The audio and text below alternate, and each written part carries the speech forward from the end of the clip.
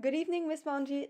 Today we'll talk about the other side of the game, more precisely, Scene 12 in the book.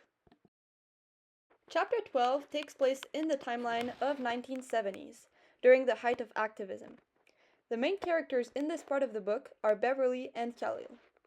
In this scene, Beverly is working at the typewriter when Khalil enters. He is panicked and thinks he's being followed. He tells her to close the blinds and refuses to call anyone because he fears the phone is bugged. They discuss the movement, exhaustion, and threats. Khalil tries to kiss Beverly, but she stops him. The scene ends in silence, showing that there is tension between the characters and emotional fatigue. The fast, tense dialogue in this scene shows Khalil's fear and stress. It makes the audience feel the urgency and danger he experiences. For example, when he shouts, "I said no, Beverly! Put down the phone!" It shows how serious he is about protecting himself and the movement. The purpose of this dialogue is to highlight the pressure Khalil is under and how paranoia affects his interaction with Beverly.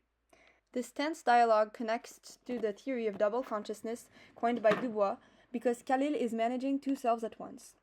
One self is public and controlling, trying to protect the movement, and the other is private and fearful, struggling with trust. The dialogue helps us understand Khalil's internal conflict by showing how being a black activist forces him to constantly balance fear and responsibility. It highlights the pressure to always stay alert, cautious, and in control, which makes the audience see and feel his divided identity more deeply.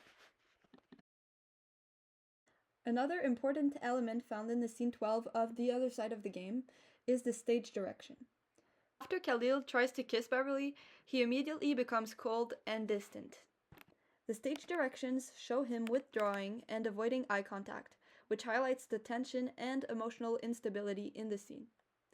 Beverly is trying to connect and comfort him, but now he shuts her down, creating a dramatic contrast that mirrors previous pattern of closeness and distance.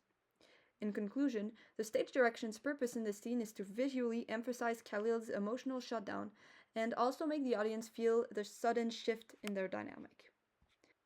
This connects to the theory of black masculinity, coined by bell hooks, which explains how black men often feel pressured to appear strong and avoid showing vulnerability. Khalil's brief attempt at intimacy exposes him emotionally, and he quickly pulls back to maintain control.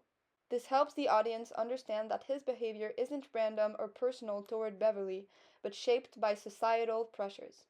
It also shows how these pressures affect the women around him who struggle to be heard or supported in these moments, highlighting the emotional cost of these expectations of both men and women. To finish, scene 12 in the play The Other Side of the Game shows how Khalil is watched and followed in the 1970s simply because he's involved in activism, and this connects directly to how activists are still monitored today. Even though the methods have changed, the issue remains. Modern surveillance focuses more on digital spaces. For example, the Boston Police Department used a social media monitoring tool to track terms like Black Lives Matter, proving that activists are still being observed in new, technologically advanced ways. This contemporary connection matters because it shows that Paris's play continues to echo today, since black activists are still watched, judged, and treated like threats, just like Khalil. The only difference now is that the surveillance happens through digital tracking and social media instead of in person.